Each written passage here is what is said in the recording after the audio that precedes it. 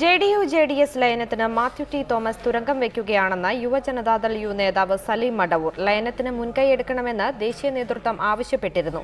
ദേശീയ നേതൃത്വം ആവശ്യപ്പെട്ടാൽ JDU ഇടതുമുന്നണിക്കൊപ്പം ചേരും. JDSലെ ആഭ്യന്തര പ്രശ്നങ്ങളാണ് മാത്യു ടി തോമസിന്റെ പ്രസ്താവനയ്ക്ക് പിന്നിലെന്നും സലീം മടവൂർ പറഞ്ഞു. JDSനെ പാർട്ടിയിലേക്ക് കൊണ്ടുവരാൻ ശ്രമങ്ങൾ നടത്തണമെന്ന് നിതീഷ് കുമാറിന്റെ സത്യപ്രതിജ്ഞാ ചടങ്ങിന് പോയ കേരളത്തിലെ JDU നേതാക്കളോട് ദേശീയ നേതൃത്വം നിർദ്ദേശിച്ചിട്ടുണ്ടെന്ന് സലീം മടവൂർ പറഞ്ഞു. ഇക്കാര്യം അറിഞ്ഞാണ് ലയനത്തിന് തുരങ്കം വയ്ക്കാൻ മാത്യു ടി തോമസ് വീരേന്ദ്രകുമാറിനെതിരെ പ്രസ്താവന നടത്തിയത്. അപ്പോൾ ഈ ലയനത്തിന് അവിടെ ഒരു നീക്കം നടക്കുന്ന സമയത്ത് ആ സന്ദേശം കിട്ടിയപ്പോഴത്തേക്ക് അതിനെ തുരങ്കം വെക്കാൻ വേണ്ടിയിട്ട് മാത്യു ടി തോമസ് കരുതിക്കൂട്ടി നടത്തിയ ഒരു പ്രസ്താവന മാത്രമാണ്. അപ്പോൾ അദ്ദേഹത്തിന് കേരളത്തിൽ ഈ പാർട്ടിയിൽ എത്ര സ്വാധീനമുണ്ട് എന്നുള്ളത് ആ പാർട്ടിയിലുള്ള ആളുകൾക്കും അറിയാം. പാർട്ടി ദേശീയ നേതൃത്വം ആവശ്യപ്പെട്ടാൽ ഇടതുമുന്നണിയിലേക്ക് പോകുന്നതിന് തടസ്സമില്ല. ഏത് മുന്നണിയിൽ വേണമെന്നുള്ളത് അന്നത്തെ ദേശീയ നേതൃത്വമാണ് തീരുമാനിക്കുക.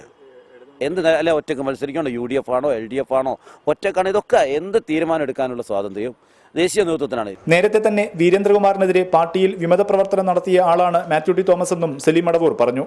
അതേസമയം ജനതാദൾ ലയനം സംബന്ധിച്ചും മുന്നണി മാറ്റം സംബന്ധിച്ചും ചർച്ച ചെയ്യുന്ന JDUവിന്റെ നിർണായക യോഗം നാളെ കോഴിക്കോട് നടക്കും. ലയനത്തിനായി പാർട്ടിയെ ഒരുക്കുകയാണ് യോഗത്തിന്റെ പ്രധാന ലക്ഷ്യം.